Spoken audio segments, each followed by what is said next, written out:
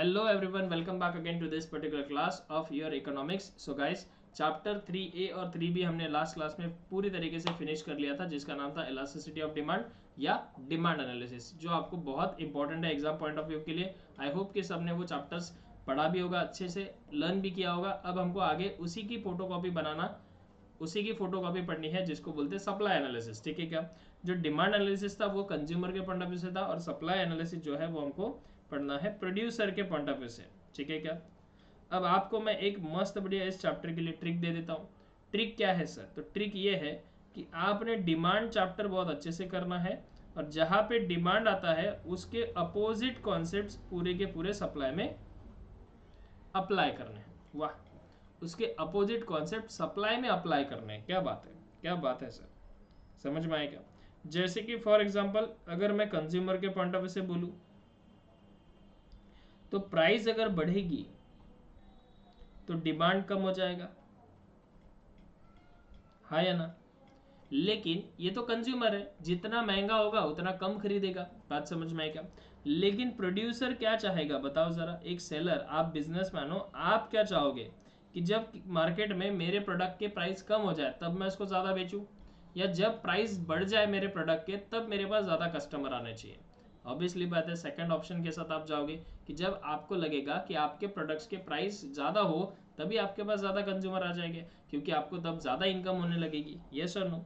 तो प्रोड्यूसर क्या सोचता है? प्रोड्यूसर ये कम हो जाए डिमांड ऐसा नहीं सोचता है. प्रोड्यूसर क्या सोचता है कि जब मेरा प्राइस बढ़ जाए प्रोडक्ट का तब मेरा सप्लाई मार्केट में ज़्यादा होना चाहिए, हाँ या ना? अरे समझ में आया? सब्जी मार्केट के केस में जो होता है ना वो ऐसे ही होता है. सब्जियाँ, ये जो एजेंट लोग होते हैं ये क्या करते हैं, बल्क में सब्जी खरीद के रखते हैं और उसको वेयर हाउस में स्टोर करके रखते हैं. जिस दिन उस सब्जी के रेट महंगे हो जाएंगे उस दिन वो सब्जी बाहर निकालते हैं. मतलब क्या करते हैं, कम से कम प्राइस में परचेस करते हैं और ज़्यादा से ज़्यादा प्राइस में सेल करते हैं. तो उनको जो बेनिफिट होता है, उनको जो प्रॉफिट होता है वो काफ़ी ज़्यादा होता है. बात समझ में आई कि नहीं? तो देखो, हमको अभी इस कॉन्सेप्ट पे वर्क करना है कि प्रोड्यूसर क्या सोचेगा. प्रोड्यूसर हमेशा सोचेगा कि प्राइस अगर बढ़ेगा तो सप्लाई भी बढ़ना चाहिए, और प्राइस अगर कम हो जाएगा तो सप्लाई भी कम होना चाहिए. बात समझ में आई? Yes sir. तो इसी कॉन्सेप्ट को हमको पढ़ना है, just opposite to the demand. बराबर है ना? चलिए, तो यहाँ पे उसने क्या बोला है देखो जरा. इंट्रोडक्शन तो आप रीड कर लेना, इंट्रोडक्शन में तो कोई बड़ी बात नहीं है. यहाँ पे बोला है टोटल आउटपुट यानी क्या होता है. तो टोटल आउटपुट यानी क्या होता है बताओ जरा? तो the sum total of the quantity of a commodity produce at A given period of time in a economy. Economy के अंदर एक पर्टिकुलर समय में जितना भी टोटल प्रोडक्शन होता है वो टोटल प्रोडक्शन को कैलकुलेट करके हम बोलेंगे टोटल आउटपुट. बराबर है? सिंपल सी बात है. जैसे कि फॉर एग्जांपल मान लो आपने इकोनॉमिक्स का पेपर सॉल्व कर लिया 100 मार्क्स का, मतलब आपने इनपुट तो लगाया 100 मार्क्स आने के लिए, लेकिन मान लो किसी को पर्सन को 100 आउट ऑफ, आपने मेरी क्लास कर ली और आपको 100 आउट ऑफ 98 मार्क्स आ गए. बराबर है क्या? You score 100 out of 98 marks. बिल्कुल सबको आएंगे, बिंदास आएंगे. जिस जैसे क्लास चल रही है वैसे वैसे क्लास देखते चलो, लर्न करते चलो, 100% यहाँ तक आप पहुँच जाओगे. बराबर है क्या? समझ में आया? तो आपने इनपुट लगाया था 100 मार्क्स का, लेकिन आउटपुट कितना मिला बताओ? तो सर आउटपुट मिला 98, यानी कि ये आपका फाइनल आउटपुट है.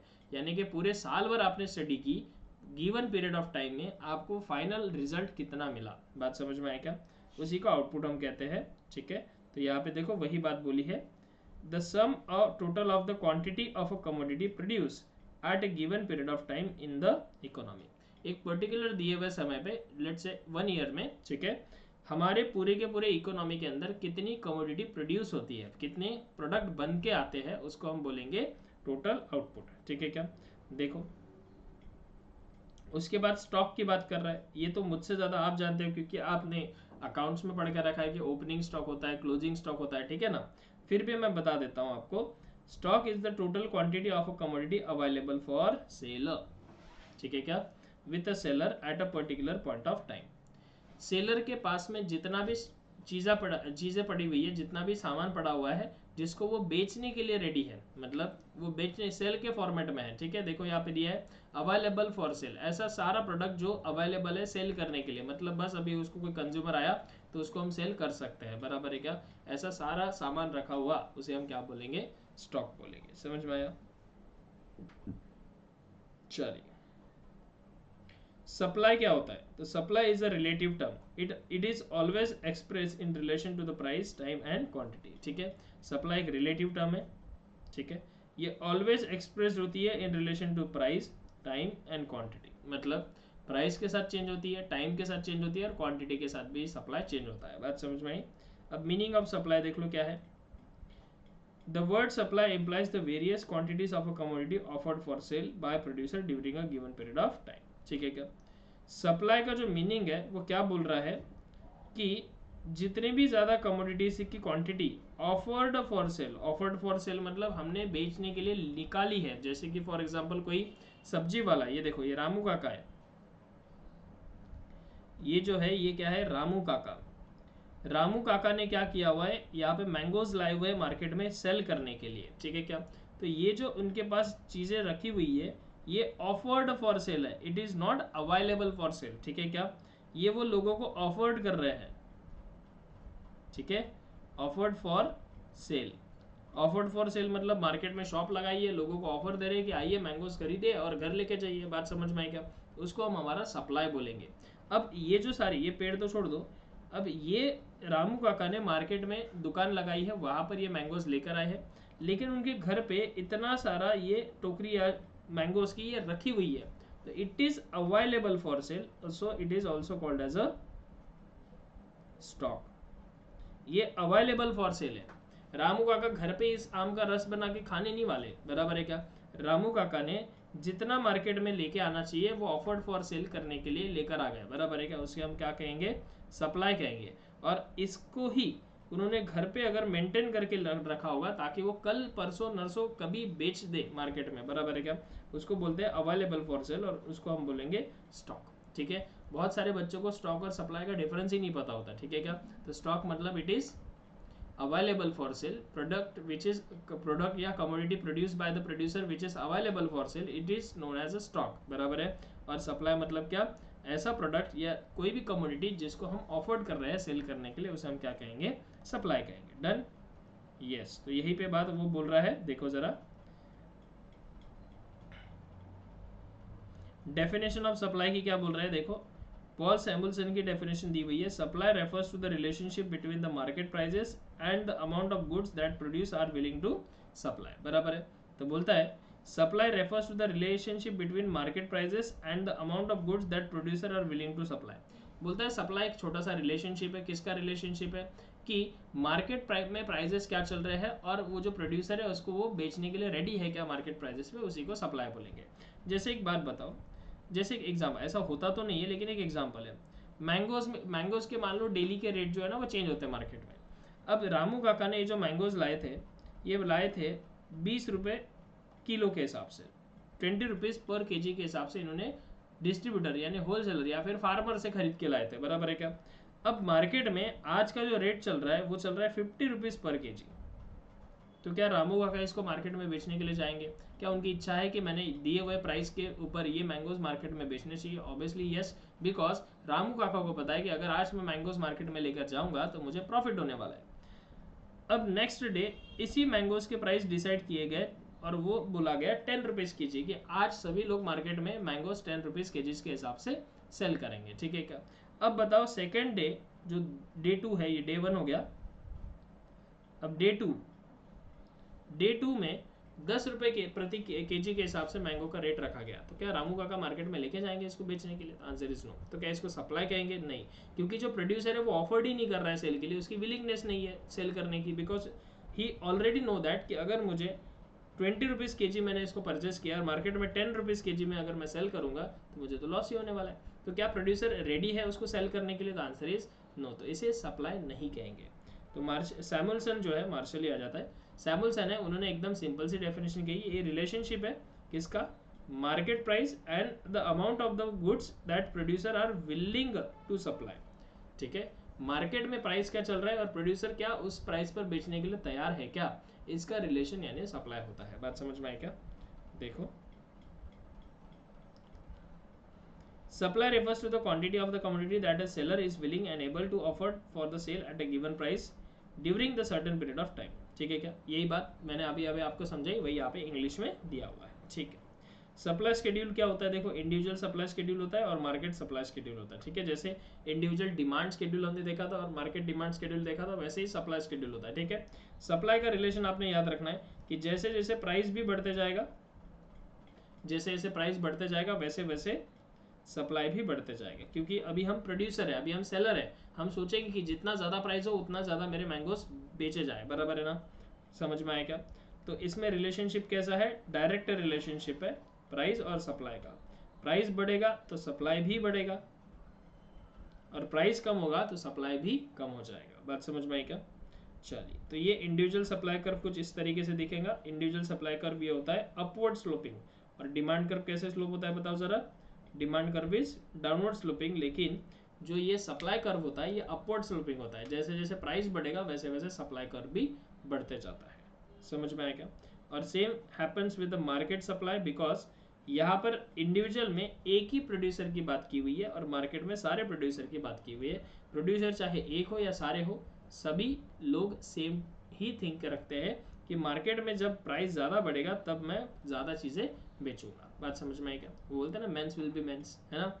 एक इंसान ही नहीं, तो सारे मेंस एक जैसे ही सोच रखते हैं, ऐसा कहना है लोगों का, बराबर, लेकिन ऐसा है नहीं, ठीक है। वो एडवर्टाइजमेंट है कि मेंस विल बी मेंस, बराबर है ना। वैसे ही है, प्रोड्यूसर विल बी प्रोड्यूसर्स, ठीक है क्या।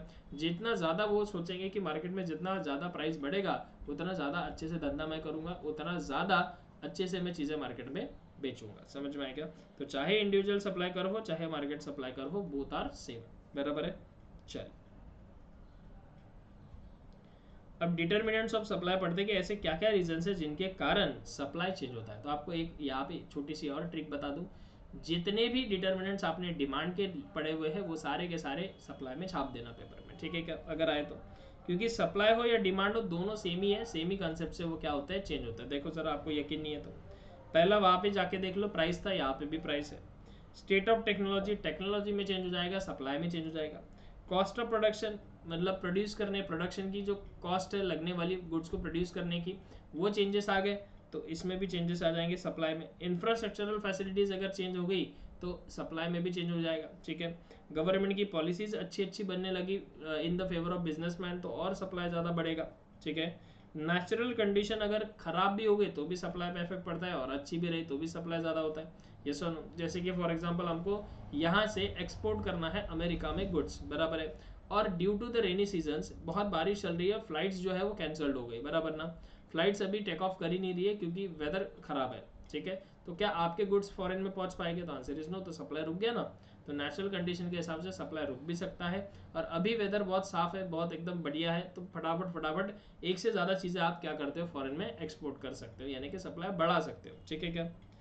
Next one, future expectation about the prices. Future expectation about the prices यानी कि क्या, मैंने ये आपको डिमांड में भी समझाया था कि फ्यूचर में अगर प्राइस चेंजेस होने वाले हैं तो आज ही क्या कर सकते हैं, प्रोडक्ट को ज़्यादा सेल कर सकते हैं, या आज ही प्रोडक्ट को रोक कर रख सकते हैं, ठीक है। जैसे कि मान लो रामू काका है, रामू काका क्या कर रहे हैं, मैंगो सेल कर रहे हैं। मैंगो सेल करने के लिए उनको पता है कि आज मार्केट में भले ही 50 रुपीज़ पर केजी का रेट चल रहा है, लेकिन 2 से 4 दिन बाद क्या होगा, ये जो 50 केजी वाला मैंगो है ये 100 रुपीज़ पर केजी में जाने वाला है। तो रामू काका अपने जो घर में टोकरियाँ रखी थी उन्होंने वो सारी की सारी सेव करके रखेंगे 2-4 दिन के लिए, समझ में आएगा, और सप्लाई रोक कर रखेंगे। यस और नो, यस। चलिए, अदर फैक्टर बाकी के तो ही आपको पता है, एक बार इसको रीड कर लीजिएगा। लॉ ऑफ सप्लाई जो मैंने यहाँ पे बोला है वही लॉ ऑफ सप्लाई है जो मैंने इंडिविजुअल सप्लाई कर्व आपको सिखाया। It is similar to the law of supply. कैसे कि जैसे जैसे प्राइस बढ़ेगा सर, वैसे वैसे क्या बढ़ेगा, सप्लाई भी बढ़ेगा। और इसमें जो कर्व आएगा supply curve, it is upward sloping, मतलब मूविंग अप साइड, बराबर है ना। अपवर्ड स्लोपिंग का ये क्या होगा, सप्लाई कर्व होगा। बात समझ में आ रही कि नहीं आ रही है। तो ये सेम सेम क्या है, लॉ ऑफ सप्लाई है। तो देखो यहाँ पे आपको दिया हुआ है, the law of supply is also fundamental principle of economic theory like law of demand. It was introduced by the Alfred Marshall in his book Principle of Economy, which is published in 1890. ये तो अभी तक आपको learn हो चुका होगा। The law explains the functional relationship between price and quantity supplied. जैसे वहाँ पे quantity, price and quantity demand के रिलेशनशिप बताते थे, यहाँ पे प्राइस एंड क्वांटिटी सप्लाई के रिलेशनशिप बताए जा रहे हैं। स्टेटमेंट क्या है लॉ का, तो बोलता है other thing being constant, higher the price of the commodity more is the quantity supplied, and lower the price of the commodity less is the quantity supplied, ठीक है क्या। ज़्यादा अगर आप प्राइस रखोगे तो ज़्यादा सप्लाई होगा, कम प्राइस रखोगे तो कम सप्लाई होगा, ठीक है। In simple word, other factor remaining constant, rise in the price result in rise in the quantity supplied and vice versa, ठीक है। समझ में आया? Yes sir. अजम्पशंस क्या क्या है, तो ये सारी चीज़ें जो डिटर्मिनेंट्स यहाँ पे आपने लर्न किए, मैंने बोला उसके सामने आप नो चेंज इन लगा दो तो आपके सारे के सारे क्या हो जाएंगे, अजम्पशंस हो जाएंगे। Yes sir. ये देखो, constant cost of production, constant technique of production, no change in weather condition, no change in government policy, no change in transport cost, price of the other goods remain constant, या ऐसे भी लिखा no change in price of other goods, no future expectation, ये सारे के सारे आपके क्या हो गए, अजम्पशंस हो गए। डन डन डन, बात समझ में आ रही है? चलिए अब बढ़ते हैं एक्सेप्शंस की तरह। Exceptions to the law of supply, it is very important. अगर पेपर में क्वेश्चन पूछा जाएगा तो इसी के ऊपर पूछा जाएगा कि what is the law of supply and what are the exceptions of the law of supply, बराबर है क्या? अगर अच्छा खासा पेपर सेट किया हुआ है तो, अगर इजी किया हुआ है तो फिर डिटर्मिनेंट अजम्पशन में से कुछ भी पूछ लेगा आपको। तो देखो सप्लाई ऑफ लेबर क्या होता है, सप्लाई ऑफ लेबर, इसके ऊपर आपको इंपॉर्टेंट मार्क करना है और ये आपको शॉर्ट नोट में भी पूछा जा सकता है, क्योंकि इस कॉन्सेप्ट को पूरा एक्सप्लेन किया हुआ है यहाँ पे देखो, और इसकी अलग से डायग्राम भी दी हुई है, ठीक है क्या? ये एक एक्सेप्शन नहीं है, ये एक शॉर्ट नोट है, बराबर है। अब सप्लाई ऑफ लेबर क्या होता है मैं आपको थोड़ा सा शॉर्टकट में बता देता हूँ, ठीक है क्या? अब आप ही हो, जैसे कि मान लो ये आप हो, आप ना लेबर हो।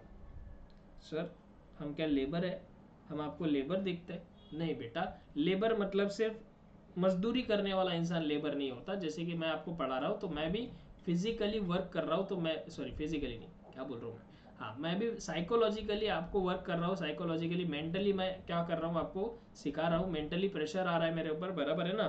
तो इसको भी लेबर बोलते हैं। ऐसा कोई भी पर्सन जो फिजिकली एंड मेंटली किसी भी एक्टिविटी में अगर एंगेज्ड है तो उसको अपन लेबर कहते हैं, ये लेबर की डेफिनेशन है, बराबर है क्या? लेकिन हमारे इंडिया में लेबर मतलब सीधा वही आता है कि फावड़ा गमेला हाथ में लिया हुआ इंसान, ठीक है, वो लेबर नहीं होता, वो वर्कर होता है। बात समझ में आए ना? Worker labour both are the same thing, लेकिन लेबर यानी ऐसे सारे पर्सन, जैसे कि मैं पढ़ा रहा हूँ मैं भी लेबर काम कर रहा हूँ, ठीक है, आप पढ़ रहे हो आप भी मेंटली इन्वॉल्व हो तो आप भी लेबर काम कर रहे हो, ठीक है, लेकिन आपको लेबर नहीं बोला जाएगा क्योंकि उसके बदले में आपको पैसे नहीं मिल रहे। बात समझ में आए क्या? ऐसी कोई भी मेंटल या फिजिकल एक्टिविटी आप कर रहे हो जिसके बदले में आपको पैसा मिल रहा है तो उसको हम लेबर कहते हैं। समझ में आया? यस, तो इसीलिए मैंने लेबर कहा। मान लो आप लेबर हो किसी कंपनी में, लेबर यानी एम्प्लॉय हो, मान लो अच्छे पोस्ट पे हो, चार्टर्ड अकाउंटेंट पोस्ट पे हो, ठीक है, आपके मालिक आपको बोलते हैं कि सर मैं ना आपको 1 लाख रुपए प्रति महीने का दूंगा, ठीक है, या चलो डेली के हिसाब से लेते हैं, 1 लाख रुपए मैं रोज के दूंगा अगर आप 8 घंटे काम करोगे तो, ठीक है। अब बोलेंगे कोई बात नहीं, 8 घंटे तो मैं यूं बिता लूंगा, है ना, 1 लाख रुपए रोज का मिल रहा है, 30 लाख रुपीज पर मंथ की सैलरी हो रही है, और क्या चाहिए। अब यही आपके मालिक ने बोला कि चलो एक काम करो, वर्कलोड बहुत बढ़ गया, मैं आपको 2 लाख रुपए रोज के देता हूँ, आप 16 घंटे काम करिए।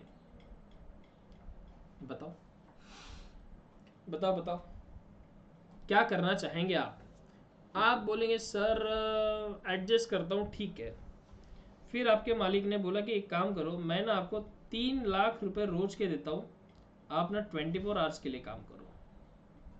आप बोले पागल हो गया तू, पागल हो गया, इंसान जिएगा क्या, खाएगा क्या, सोऊंगा कब, और क्या फैमिली को कब समय दूंगा? 24 घंटे में 24 घंटे में से अगर 24 घंटे में काम करता रहूंगा तो बाकी जो पैसे कमा रहा हूँ इसको उड़ाऊंगा कब, एंजॉय कब करूंगा जिंदगी को? बात समझ में आ रही है? तो देखो, वैसे तो हमने कॉन्सेप्ट पढ़ा है कि प्राइस बढ़ी तो सप्लाई भी बढ़ना चाहिए, लेकिन ये जो है, ये जो कॉन्सेप्ट है ये लेबर पे काम नहीं करता भाई साहब। क्यों? क्योंकि लेबर एक ह्यूमन है, बराबर है क्या? वो अगर थक जाएगा तो उसको रेस्ट की ज़रूरत है, उसको कंजम्पशन की ज़रूरत है, कैलोरीज की ज़रूरत है, तब जाके नेक्स्ट डे वो काम कर पाएगा, बराबर है क्या? मशीन तो आप 24 घंटे चला सकते हो, वो तो बोलेंगे नहीं कि रुक जा, क्योंकि उसको इलेक्ट्रिसिटी के थ्रू चलाया जाता है। बात समझ में आए कि नहीं? लेकिन जो ह्यूमन होते हैं, लेबर होते हैं, लेबर जो है इनके अंदर अपनी कुछ जान है, बराबर है ना? समझ में आया? इनके अंदर भी अपनी कोई जान है, इनके घर में भी इनकी कोई जान है, बराबर है ना? तो दोनों को समय देना इंपॉर्टेंट है। बात समझ में क्या आई कि नहीं? और अपने आप को, ये जो ह्यूमन बींग्स है ये थक जाते हैं, अपने आप को रिकवर करने के लिए रेस्ट की भी ज़रूरत है।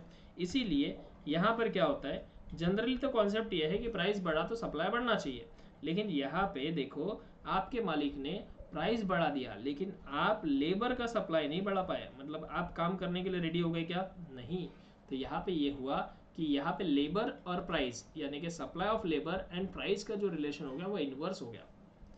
एक हद तक बात ठीक है, देखो इसका डायग्राम ऐसे बनेगा। एक हद तक बात ठीक है कि लेबर क्या करेगा, बढ़ते प्राइस के साथ साथ समय भी ज़्यादा देगा, लेकिन एक टाइम ऐसा आएगा कि वो स्टॉप हो जाएगा। 16 घंटे तक आप काम कर सकते हो, मोटा मोटी, बहुत ज़्यादा ही हो गया 16 घंटे, लेकिन मैं अजम्पशन ले रहा हूँ 16 घंटे तक आप काम कर सकते हो, लेकिन उसके ऊपर आप काम नहीं कर सकते। तो यहाँ पर आप कितना भी पैसा दो वो लेबर काम नहीं करने वाला, मतलब उसका जो कर्व है वो वापस आ जाएगा, यानी कि सप्लाई ऑफ लेबर यहाँ तक, ये देखो यहाँ तक तो सप्लाई ऑफ लेबर बढ़ता रहेगा, लेकिन आपने फिर बोला उसको कि मैं और पैसे देता हूँ, तो वहाँ से वो क्या हो जाएगा, रिटर्न आ जाएगा। ठीक है क्या, ये देखो ये कर्व ऐसा जाएगा और फिर आगे आके मुड़ जाएगा और बैकवर्ड की तरफ आएगा। क्यों, क्योंकि लेबर ज़्यादा पैसों में मानने वाला नहीं है, ज़्यादा समय काम नहीं करने वाला। बात समझ में आई क्या? इसीलिए जो लेबर का कर्व होता है इसको हम बैकवर्ड बेंडिंग कर्व कहते हैं। क्या कहते हैं बोलो? Backward bending curve. ठीक है, तो सप्लाई ऑफ लेबर का जो कर्व होता है वो कैसा होता है, बैकवर्ड बेंडिंग। ठीक है, अब ये जो सारी कहानी मैंने आपको बताई, ये सारी की सारी कहानी के इसमें भी लिखी हुई, इसमें भी दिख रही है आपको और इसमें भी ये लिखा हुआ है। समझ में आया क्या? ये इतना बड़ा पैराग्राफ जो लिखा है वो मैंने आपको 2 मिनट में समझा दिया, बस आप इसको एक बार घर पे रीड कर लीजिए। ठीक है, ये पहला एक्सेप्शन है। इसके कारण मतलब लेबर के कारण में, लेबर में भी ऐसा होता है कि जैसे जैसा प्राइस बढ़ा दो वैसे वैसे सप्लाई कम होते चलता है। ठीक है, अब सेकंड एक्सेप्शन बोल रहा है कि एग्रीकल्चरल गुड्स, एग्रीकल्चरल गुड्स में भी ऐसा पाया गया है कि जैसे जैसे प्राइस आप बढ़ाते हो वैसे वैसे सप्लाई कम होते जाती है। ठीक है क्या, हालांकि लॉ कहता है कि प्राइस बढ़ गया तो सप्लाई भी बढ़ना चाहिए, लेकिन एग्रीकल्चरल गुड्स के केस में ऐसा नहीं होता, बिकॉज आप सबको बताएं कि एग्रीकल्चरल गुड्स फार्मिंग करने में यूज़ होते हैं और फार्मिंग फार्मर करता है, और फार्मर फाइनेंशियली इतना साउंड नहीं होता। ठीक है, फाइनेंशियली फार्मर जो है वो इतना ज़्यादा अमीर नहीं होता। ऑब्वियसली बात है, अगर एग्रीकल्चर गुड्स के हम लोग प्राइस बढ़ा देंगे तो फार्मर उसको परचेस नहीं कर पाएगा और उसका जो डिमांड है वो कम हो जाएगा और सप्लाई भी आपको क्या करना पड़ेगा, कम करना पड़ेगा। ठीक है, अगर आप ज़्यादा प्राइस बढ़ा दोगे तो ऑब्वियसली बात है लोग उसको खरीदेंगे ही नहीं। ठीक है ना, फार्मर उसको परचेस ही नहीं करेगा, तो आपका सप्लाई ऑटोमेटिकली डाउन हो जाएगा। यानी in the case of agriculture goods law of supply is also not working. समझ में आया क्या? चलो next one, urgent need for cash. हाँ, अर्जेंट नीड फॉर कैश, अगर मान लो किसी को इमरजेंसी में पैसे की ज़रूरत आ गई तो उस केस में क्या होता है, वो कम से कम प्राइस में अपनी प्रॉपर्टी को बेच देता है। ठीक है क्या, तो उस केस में प्राइस कम है, प्राइस क्या है, कम है, लेकिन फिर भी सप्लाई ज़्यादा है। समझ में आएगा, यानी कि वो बल्क क्वांटिटी ज़्यादा बेचेगा लेकिन प्राइस कम रखेगा। समझ में आया? तो अगर किसी को अर्जेंटली कैश की ज़रूरत पड़ेगी तो उस केस में भी लॉ ऑफ सप्लाई काम नहीं करेगा। पेरिशेबल नेचर के गुड्स, पेरिशेबल नेचर के गुड्स मतलब जल्दी खराब होने वाले गुड्स है। तो ऑब्वियसली बात है कि अगर कोई गुड्स जल्दी खराब होने वाला है, शॉपकीपर को पता है कि ये कल, आज अगर मैं इसको नहीं बेचूंगा तो ये कल खराब हो जाएगा, है ना। आप अगर कभी अपने घर के आजू बाजू वीकली मार्केट्स में गए होंगे और जब मार्केट खत्म होने लगता है उस टाइम पे अगर जाओगे तो जो सब्जी वाले हैं वो बोलते हैं कि नहीं ठीक है, ये पूरी की पूरी सब्जी आप 10 रुपये में लेके जाओ, है ना। हालांकि वो उतनी सस्ती रहती नहीं है, वो बोलते हैं कि ये पूरी की पूरी सब्जी जो है ना वो 10 रुपये में आप लेके चले जाओ। वो ऐसा क्यों बोलते हैं? क्योंकि उनको पता है कि अभी मार्केट खत्म ही हो रहा है, अभी ज़्यादा लोग आएंगे भी नहीं और अभी उनको घर भी जाना है, और अगर इस सब्जी को मैं रखूँगा तो जो ये सब्जी मैं घर पे जाके रखूँगा तो ये ख़राब हो जाएगी, जो अभी पैसा 10 रुपये मिलने वाला है वो भी नहीं मिलेगा। इसीलिए वो कम से कम रेट में क्या कर देते, बेच देते, क्योंकि वो पेरिशेबल नेचर के गुड्स है, राइट। तो उस केस में भी ऐसा नहीं होता कि प्राइस ज़्यादा बढ़ेगा तो सप्लाई भी ज़्यादा बढ़ता है, ना ना। Rare goods, rare antique goods है, इस केस में भी ऐसा नहीं होता। क्यों नहीं होता? क्योंकि एंटिक गुड्स जो है वो एंटिक गुड्स गिने चुने ही रहते हैं, तो उसको सप्लाई हम कर ही नहीं सकते। जैसे कि मान लो अगर मैं बोलूँ महात्मा जी गांधी जी का चश्मा, ठीक है, महात्मा गांधी जी का चश्मा जो है वो लंदन के किसी म्यूजियम में रखा हुआ है, ठीक है, अगर उसको हम बेच देंगे करोड़ों के प्राइस में भी बेच देंगे तो क्या वो वापस वापस सप्लाई आप कर सकते हो? नहीं, क्योंकि वो एंटिक पीस है, एक ही है। बात समझ में आई ना? तो उसका सप्लाई, उसमें भी एंटिक मतलब रेयर गुड्स के केस में भी लॉ ऑफ सप्लाई काम नहीं करेगा आपका। ठीक है, बात समझ में आई? यस सर, समझ में आगे sir. Yes, then afterward variation in supply, ये मैंने आपको समझाया था डिमांड के टाइम पे ही। एक्सपांशन ऑफ सप्लाई मतलब क्या होता है कि अगर प्राइस के कारण सप्लाई बढ़ रहा है तो उसको हम एक्सपांशन ऑफ सप्लाई बोलेंगे। देखो ये इस तरीके से रहेगा, कॉन्ट्रैक्शन ऑफ सप्लाई मतलब प्राइस के कारण ही अगर सप्लाई क्या होते जा रहा है, कम होते जा रहा है, तो उसको हम कॉन्ट्रैक्शन ऑफ सप्लाई कहेंगे। ठीक है, उसके बाद देखो इसकी एक डायग्राम बना के दिखा दूं आपको। Yes, students wants to prepare one diagram. आप ऐसा सोच रहे हैं कि सर ने हमको एक डायग्राम बना के दिखानी चाहिए। ठीक है, देखो जरा, मान लो आपने किसी प्रोडक्ट का प्राइस रखा है इतना, मैं थोड़ा सा यहाँ ले लेता हूँ, ठीक है, ताकि एक्सपेंशन कॉन्ट्रैक्शन आपको एक ही इसमें समझा। तो उसका सप्लाई मान लो इतना होता है। लेट्स से कि किसी प्रोडक्ट की प्राइस आपने 40 रुपीज़ रखी है और उसका सप्लाई होता है 50 kg, बराबर है। अब क्या होगा, अगर प्राइस आप बढ़ा दो, तो मान लो मार्केट में प्राइस बढ़ा दिया आपने, मार्केट में आपने प्राइस बढ़ा दिया और ये प्राइस पहुंच गया 60 रुपीज़ पर,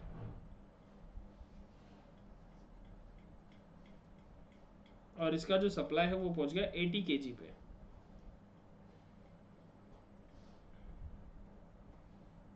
ठीक है, प्राइस बढ़ गया, सप्लाई भी बढ़ गया। ठीक है, इसी को हम इंक्रीज इन सप्लाई कहते हैं, यानी कि सॉरी नहीं, गलत हो गया, एक्सपांशन ऑफ सप्लाई कहते हैं। इसको क्या बोलेंगे, एक्सपांशन ऑफ सप्लाई, है ना। अगर इसमें मैं कर्व बना दूं, सप्लाई कर्व, तो कुछ इस तरीके से बनेगा वो, थोड़ा सा एडजस्टमेंट करना पड़ेगा। तो देखो पहला वाला सप्लाई मेरा यहाँ पे था, जो नया वाला सप्लाई आ गया वो यहाँ तक पहुँच गया। तो देखो जो सप्लाई है वो ऊपर की तरफ जा रहा है, तो इसी को हम एक्सपांशन ऑफ सप्लाई कहेंगे। डन। और इसी के अपोजिट अगर मैं बात करूँ कि मार्केट में प्राइस कम हो गई, लेट सपोज प्राइस आ गई आपकी 20 रुपीज़ पे, ठीक है, और आपका डिमांड भी आ गया 20 kg पे,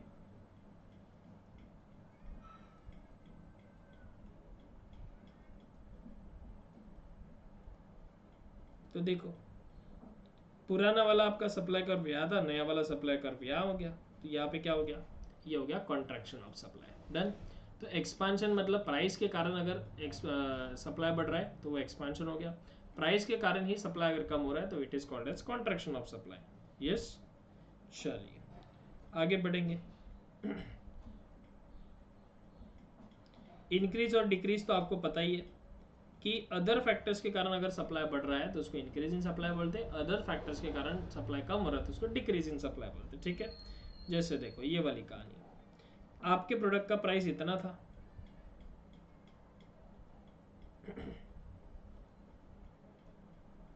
आपके प्रोडक्ट का सप्लाई इतना था, ठीक है। अब क्या हो गया, अदर फैक्टर्स के कारण सप्लाई कम हो गया, बराबर है ना। तो देखो सप्लाई कहाँ मूव हो रहा है, ये देखो सप्लाई इधर साइड मूव हो रहा है, बराबर है कि नहीं। पहले आप इतना सप्लाई करते थे, अभी आप इतने पे आ गए, तो ऑब्वियसली बात है यहाँ से एक नया कर्व बनेगा, और ये एक पॉइंट आपका हो गया, और ये पहला वाला स्टार्टिंग वाला पॉइंट था। ठीक है, तो इसमें देखो कर्व लेफ्टवर्ड शिफ्ट हो रहा है, तो इसी को हम क्या बोलते हैं, इसी को क्या बोलते हैं, डिक्रीज इन सप्लाई। अब यही अगर मैं बात करूं कि आपका सप्लाई जो है वो बढ़ जाएगा, ये Q3 हो गया, सप्लाई बढ़ गया किसी कारणवश, तो ऑब्वियसली बात है एक कर्व यहाँ से बनेगा, और इसको हम इंक्रीज इन सप्लाई कहेंगे, जो ऊपर डायग्राम दिया होगा आपको, ये देखो बाहर की तरफ राइटवर्ड शिफ्ट हो रहा है मतलब increase in supply, leftward shift हो रहा है यानी कि डिक्रीज इन सप्लाई। ठीक है, ये डायग्राम सारे आपको बना के देखना है बेटा, ठीक है ना। बात समझ में आई क्या? यस सर, समझ में आ गया। चलो आगे हम बात करते हैं cost, concept of cost and revenue, और कुछ दिया है इसने,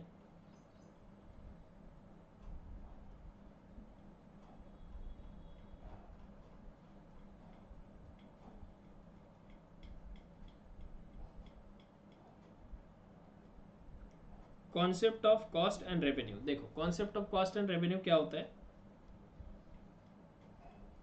कॉस्ट कॉन्सेप्ट क्या होते हैं, तो देखो मार्केट में ना होती है टोटल कॉस्ट किसी भी प्रोडक्ट की, टोटल फिक्स कॉस्ट होती है, और टोटल वेरिएबल कॉस्ट होती है। अब अगर मैं आपको बात बताऊं कि जैसे फॉर एग्जांपल ये मैं हूं, मैं एक क्लास चलाता हूं जिसका नाम है कॉमर्स कोचिंग इंस्टीट्यूट, CCI बच्चों ने प्यार से इसका नाम रख दिया CCI, बराबर है क्या। कॉमर्स कोचिंग इंस्टीट्यूट, ये मेरा क्लास है, I am the director of commerce coaching institute, ठीक है। इस क्लास को चलाने के लिए ना मुझे दो खर्चे होते हैं, अभी होते तो बहुत सारे एक्सपेंसेस है, लेकिन अभी मैं दो ही कंसिडर कर रहा हूँ आपके एग्जाम्पल के पॉइंट ऑफ व्यू से, ठीक है। एक मुझे फिजिकल क्लास का मेरा रेंट पे करना पड़ता है, और दूसरा खर्चा होता है कि बच्चों को नोट्स प्रोवाइड करनी पड़ती है, ठीक है क्या। आप थोड़ा सा समझने की कोशिश करना। अब एक बात बताओ, आपके एग्जाम्स फरवरी में ख़त्म हो गई, अब उसके बाद मेरे पास ना एक भी स्टूडेंट नहीं आ रहा है, तो इन दोनों में से मुझे कौन सा खर्चा लगेगा। बच्चों ने दिल से आवाज़ दी, मुझ तक पहुंच गई, आपकी आवाज़ मुझ तक एकदम पहुंच गई है। आपने बोला सर आपको ना रेंट पे करना पड़ेगा। लेट सपोज मेरा रेंट 20,000 है क्लास का, ठीक है। तो 20,000 रुपीज़ का रेंट मुझे पे करना पड़ेगा, चाहे मेरे क्लास में बच्चा आए या ना आए, ठीक है। अब मेरे क्लास की जो कैपेसिटी है मान लो 100 स्टूडेंट्स की है, अगर 100 स्टूडेंट्स मेरे क्लास में पहुंच गए तो भी मुझे कितना रेंट पे करना पड़ेगा, तो आप बोलेंगे सर 20,000। अगर मेरे क्लास में 10 बच्चे बैठते हैं आप बोलेंगे सर 20,000। अगर मेरे क्लास में 50 स्टूडेंट्स बैठते हैं तो आप बोलेंगे सर 20,000, बराबर है। यानी आप यहाँ पे देख रहे हो स्टूडेंट चाहे 0 आ जाए, चाहे 100 आ जाए, चाहे 10 आ जाए, चाहे 50 आ जाए, ये जो खर्चा है ये हर मंथ लगने ही वाला है, ठीक है क्या। इट इज़ फिक्स्ड, ये चेंज नहीं होने वाला। तो इसी को हम कौन सी कॉस्ट कहते हैं, इसी को हम कहते हैं टोटल फिक्स्ड कॉस्ट। यस और नो, बात समझ में आ गई। अब लेट सपोज कि मैं बच्चों को नोट्स देता हूं तो मुझे एक नोट्स का एक्सपेंस आता है 500 रुपीज़। एक नोट्स बनाने के लिए मुझे 500 रुपये लगते हैं। अब एक बात बताओ, आज मेरे क्लास में कोई बच्चा नहीं है तो मुझे नोट्स देनी पड़ेगी नहीं, तो ये खर्चा कितना हो जाएगा, 0, हाँ या ना। अब अगर मैं बात करूं कि मेरे क्लास में एक बच्चा आ गया तो मुझे कितने नोट्स देने पड़ेंगे, एक, जिसकी कॉस्ट मुझे कितनी लगेगी 500। अब अगर बात करूं कि मेरे क्लास में 10 स्टूडेंट्स आ गए, 10 स्टूडेंट्स मेरे क्लास में एडमिशन कर लिए, अब मुझे कितने नोट्स देने पड़ेंगे 10, तो उसका कॉस्ट कितना आएगा 5,000, हाँ या ना। तो यहाँ पे आप देख रहे हो क्या कि यहाँ पे ये जो नोट्स का एक्सपेंसेस है ये स्टूडेंट्स के साथ साथ चेंज हो रहा है। एक बच्चा आएगा 500 रुपये खर्चा लगेगा, 2 बच्चे आएंगे 1,000 रुपये खर्चा लगेगा, 3 बच्चे आएंगे 1,500 रुपये खर्च हो गए, 4 बच्चे आएंगे 2,000 रुपये का खर्चा लगेगा, 5 बच्चे आएंगे 2,500। मतलब जैसे जैसे ये हमारे स्टूडेंट्स बढ़ते जा रहे हैं वैसे वैसे नोट्स का खर्चा भी बढ़ता जा रहा है। लेकिन व्हाट अबाउट रेंट, रेंट नहीं हो रहा है सर ऐसा, रेंट के बारे में ऐसा नहीं हो रहा है, वो तो 20 का 20 ही है। बात समझ में आएगा। तो इसी को वेरिएबल एक्सपेंडिचर बोलते हैं, इसी को वेरिएबल कॉस्ट भी कहते हैं। बात समझ में आएगा, अरे क्लियर है। जो आउटपुट के साथ साथ चेंज होता है उसको वेरिएबल कॉस्ट बोलेंगे, और जो आउटपुट के साथ साथ चेंज नहीं होता उसे हम क्या बोलेंगे, उसे हम कहते हैं फिक्स्ड कॉस्ट, ठीक है। अब अगर मैं आपको बात एक छोटा सा एग्जांपल से, इसी एग्जांपल को थोड़ा सा एक्सटेंड करके ये पूछूं कि बताना अभी, हाँ मेरे क्लास में रेंट मुझे लगता है 20,000 पर मंथ, ठीक है, जो कि फिक्स्ड है, और मुझे ना नोट्स का एक्सपेंडिचर लगता है 500, और मेरे क्लास में ऐसे ना 10 बच्चे आ रहे हैं, 10 students are there in my class, तो टोटल मेरा एक्सपेंडिचर कितना हो जाएगा, तो टोटल हो जाएगा सर 5,000 रुपीज़, ठीक है। तो अब मुझे एक बात बताएंगे आप कि अगर मैं इस मंथ में किसी को खर्चा पे करने वाला हूँ या पैसा पे करने वाला हूँ तो मुझे कितना पैसा पे करना पड़ेगा। तो बच्चों की आवाज़ आई सर आपको ये 20,000 रुपये भी देने पड़ेंगे और ये 5,000 रुपये भी देने पड़ेंगे, मतलब आपका जो खर्चा हो जाएगा वो तो 25,000 का हो जाएगा। एग्जैक्टली और एकदम करेक्ट, कॉन्ग्रेचुलेशन, आपको कॉन्सेप्ट समझ में आ गया। सर कैसे, देखो ये 20,000 रेंट है, ये तो फिक्स है, ये तो देना ही पड़ेगा, और 5,000 रुपये मैंने नोट्स वालों से नोट्स मंगवाए तो उनको देने पड़ेंगे, तो मेरा टोटल खर्चा कितना हो गया 25,000। इसी को मैं टोटल कॉस्ट कहता हूँ। टोटल कॉस्ट मतलब क्या, फिक्स्ड कॉस्ट और वेरिएबल कॉस्ट दोनों का प्लस, और यही बात आपके बुक में भी दी हुई है, ये देखो ये टोटल कॉस्ट है। टोटल कॉस्ट मतलब क्या होता है, total fixed cost plus total variable cost. समझ में आया, अभी तो लाइक कर दो ना लाइक हो, जो कंसेप्ट आपको साल भर नहीं समझे वो अभी 5-10 मिनट में समझ में आ रहे तो भी लाइक नहीं कर रहे हो।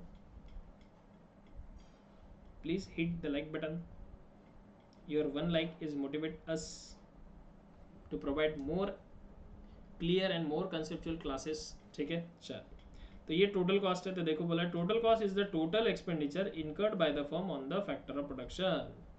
टोटल खर्चा जितना भी फैक्टर ऑफ प्रोडक्शन पे लग रहा है, लैंड है तो रेंट लगेगा जैसे मुझे लग रहा है, ठीक है, और मुझे नोट्स प्रोवाइड करने हैं तो उनको क्या लगेगा, खर्चा मान लो, वेरिएबल कॉस्ट है मेरा। Total cost is the sum of total fixed cost and total variable cost at the various level of output. Total fixed cost कैसी बनती है, सॉरी टोटल कॉस्ट कैसी बनती है, तो सर फिक्स कॉस्ट को एंड वेरिएबल कॉस्ट को आप जोड़ दो, दोनों को जोड़ दोगे तो आपकी टोटल कॉस्ट आ जाएंगी। और ये तो आपको बताया मैंने कि टोटल फिक्स कॉस्ट जो है वो फिक्स्ड रहती है, वो चेंज नहीं होती, बात समझ में आई क्या। और वेरिएबल कॉस्ट जो होती है वो चेंज होती है with the change in the output, जैसे कि रॉ मटेरियल हो गया, पावर हो गया, फ्यूल हो गया, लेबर हो गया, एक्सेट्रा। डन। अब अगर आप इसी का एवरेज निकाल लो, जैसे कि मैंने आपको बताया कि मुझे खर्चा लग रहा है 25,000 टोटल और मेरे पास 10 स्टूडेंट्स आ रहे हैं, तो एक स्टूडेंट्स पे कितना खर्चा लग रहा है मुझे बताओ, तो 2500। This is my average cost. क्या किया मैंने, टोटल कॉस्ट लिया और नंबर ऑफ स्टूडेंट्स लिया जिसको टोटल क्वांटिटी कहते हैं, समझ में आया क्या। तो इससे मुझे मेरा क्या निकल जाएगा, एवरेज निकल जाएगा। आपने एवरेज प्रॉफिट मेथड सीखी होगी एडमिशन ऑफ पार्टनर में गुडविल कैलकुलेट करने के लिए, तो वहां पर भी एवरेज आपने सीखा होगा, तो बस सेम टू सेम वैसा है। मार्जिनल कॉस्ट मतलब it is compare with marginal utility, ये आप मार्जिनल यूटिलिटी के साथ कंपेयर करो कि एक और एक्स्ट्रा यूनिट बनाने से मुझे कितना ज़्यादा खर्चा लगेगा। जैसे कि देखो, अगर मैं एक स्टूडेंट को पढ़ाता हूँ तो मुझे रेंट लगता है 20,000 का, यस और नो, और मुझे नोट्स का खर्चा भी लगता है 500 रुपीज़ का, तो मेरा टोटल खर्चा हो गया 20,500, हाँ है ना।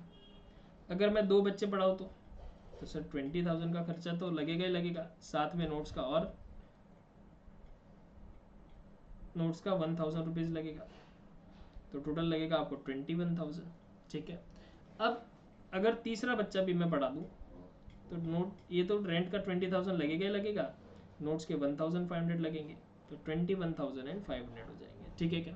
अब यहाँ पे आप देखो ज़रा, यहाँ पे अगर आप कंपेयर करोगे तो मेरा एक स्टूडेंट प्लस करने से मुझे कितना एक्स्ट्रा खर्चा आ रहा है, 20,000 वापस देने पड़ रहे क्या, आंसर इज नो।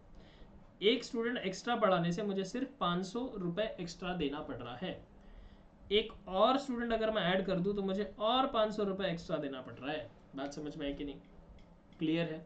तो इसी को मार्जिनल कॉस्ट कहते हैं, ठीक है। मार्जिनल कॉस्ट मतलब एक और प्रोडक्ट बनाने से या फिर हमारे प्रोडक्ट को बढ़ाने से हमको ज़्यादा कितना खर्चा आएगा, पहले तो इतना आ ही रहा था, अब ये ज़्यादा अगर करेंगे प्रोडक्शन तो और कितना एक्स्ट्रा खर्चा हमको आएगा, उसे हम क्या कहते हैं, मार्जिनल कॉस्ट कहते हैं। समझ में आया बच्चों, समझा समझा, यस सर। अब बहुत ही बच्चों को ना ये ई वाला फार्मूला ना समझे, क्या बोल रहा हूँ मैं, जैसे भी टूटी फूटी लैंग्वेज है, ठीक है, ये वाला फार्मूला बहुत सारे बच्चों को समझ में नहीं आता, तो आओ इसको मैं समझाता हूँ आपको। फॉर्मूला लिखा है, बड़ा ही danger, marginal revenue of n factor is total revenue of n factor minus total revenue of n minus 1 factor, ठीक है। कुछ भी नहीं है, देखो सिंपल है, अगर मैं ये सेकंड वाले को ले लूँ तो ये हो गया मार्जिनल रेवेन्यू या कॉस्ट बोलो ऑफ सेकंड यूनिट, एन आपका 2 हो गया, टोटल रेवेन्यू ऑफ एन मतलब 2 है, टोटल रेवेन्यू ऑफ 2, और टोटल रेवेन्यू ऑफ 2 माइनस 1, यानी टोटल रेवेन्यू बोलो या कॉस्ट बोलो या टोटल रेवेन्यू ऑफ 1 बोलो, ये 2 माइनस 1 हो जाएगा ना, हाँ। तो टोटल रेवेन्यू बोलो या कॉस्ट बोलो, दूसरे का टोटल रेवेन्यू, दूसरे का टोटल रेवेन्यू कितना है बताओ, 21,000, ये कॉस्ट है लेकिन यहाँ पे रेवेन्यू का एग्जांपल मैंने लिया, revenue cost both are same, ठीक है क्या। कॉस्ट मतलब खर्चा होता है, रेवेन्यू मतलब इनकम होता है, कॉन्सेप्ट दोनों के सेम है। और ये टोटल रेवेन्यू ऑफ पहला मतलब क्या, तो पहले वाला है, ये दूसरा वाला, ये पहला वाला, तो उसका है 20,500, तो आंसर आफ्टर ऑल कितना आएगा, 500। देख लो भैया, आप बोलोगे ओ ऐसा है सर, हाँ ऐसा ही है। क्या करना है, सेकेंड वाले का टोटल रेवेन्यू और उसके पहले वाले का टोटल रेवेन्यू, बस दोनों का डिफरेंस निकालना है। यहाँ पे भी तो वही किया मैंने, ये दोनों का डिफरेंस निकाला हुआ है, वो फॉर्मूला है, फिनिश फिनिश फिनिश फिनिश। जैसे यहाँ पे टोटल कॉस्ट आपने पढ़ा, मार्जिनल कॉस्ट पढ़ा, ये देखो मार्जिनल कॉस्ट में भी सेम फॉर्मूला है, ठीक है। यहाँ पे टोटल रेवेन्यू है, टोटल रेवेन्यू मतलब क्या, कितना पैसा आपने कमाया, तो कितना पैसा कमाया कैसे निकालोगे, जितनी आपके प्रोडक्ट की प्राइस थी, जितने आपने बेचे, वो सब हो गया। रामू काका 50 रुपये किलो मैंगोज बेचते थे, मान लो उन्होंने 100 किलो मैंगो बेच दिए, तो रामू काका का टोटल रेवेन्यू हो गया 5000 रुपीज़। That's it. इसी का एवरेज निकालने जाओ तो ये एवरेज हो जाएगा, इसी का अगर मार्जिनल निकालने जाओ तो ये मार्जिनल हो जाएगा। फिनिश, अभी अभी समझा है सारी बातें, ठीक है क्या। तो इसी के साथ साथ आपका एक और चैप्टर खत्म होता है, ठीक है। अगली क्लास में मुलाकात होगी चैप्टर नंबर 5 के साथ, जिसका नाम है फॉर्म्स ऑफ मार्केट, ठीक है। तब तक के लिए tata bye bye, God bless you बेटा।